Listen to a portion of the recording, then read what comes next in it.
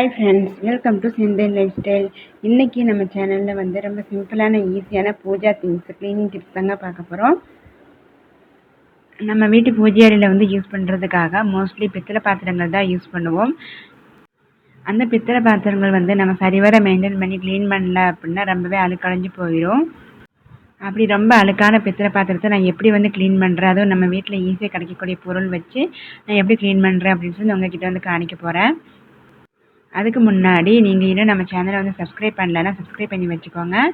இப்போ வாங்க வீடியோக்குள்ளே போகலாம். இப்போ நான் எடுத்துருக்க பாத்திரம் வந்து எவ்வளோ அழுக்காக இருக்குதுன்னு சொல்லி நீங்களே பார்த்தீங்க.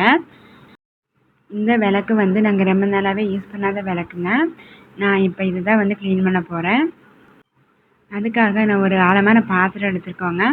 நான் வந்துட்டு ஓடாத மிக்ஸி ஜார் வந்து எடுத்திருக்கேன்.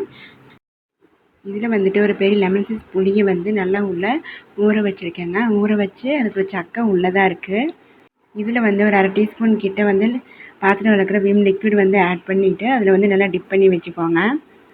நான் அதுக்காக எடுக்கிற அடுத்த பொருள் என்னன்னு சொல்லி பார்த்தீங்க அப்படின்னா செங்கல் இருக்கும் பார்த்தீங்களா, செங்கல் வந்து பவுடர் பண்ணி எடுத்து வச்சுருக்கேன்.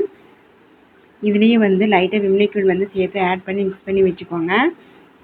இப்போ நம்ம ஊற வச்ச பாத்திரம் வந்துட்டு நல்லா முங்குற அளவுக்கு தண்ணியை வந்து ஊற்றி ஒரு 2-3 மணி நேரத்துக்கிட்ட நல்லா ஊற விடலாம்.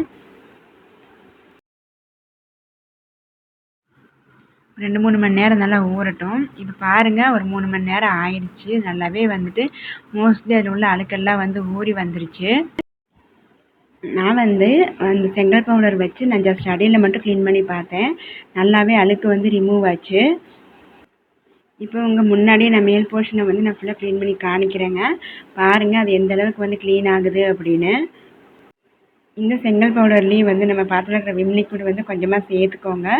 ஒரு 1/2 ஸ்பூன் கிட்ட சேர்த்துக்கோங்க. அப்படின்னா அழுக்கு வந்து சீக்கிரமாகவே ரிமூவ் ஆகும். இது பாருங்கள் எந்த அளவுக்கு அழுக்கு வந்து ரிமூவ் ஆகி வந்துட்டுருக்குன்னு. இந்த போர்ஷனை வந்து நான் வந்து எடிட் பண்ணவே இல்லை, அப்படியே தான் நான் வந்து காணிக்கிறேன்.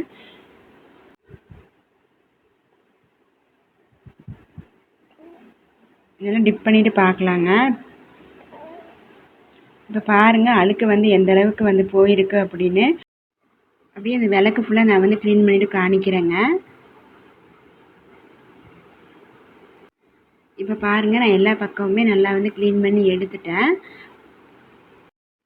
இதில் வந்துட்டு உள்ள ஜாயிண்டெல்லாம் போட்டிருப்பாங்க பார்த்தீங்களா, அதில் அழுக்கு வந்து ரொம்ப ஓவராக செப்டிக்கானதுனால ஃபுல்லாக வந்து க்ளீன் பண்ண முடியல.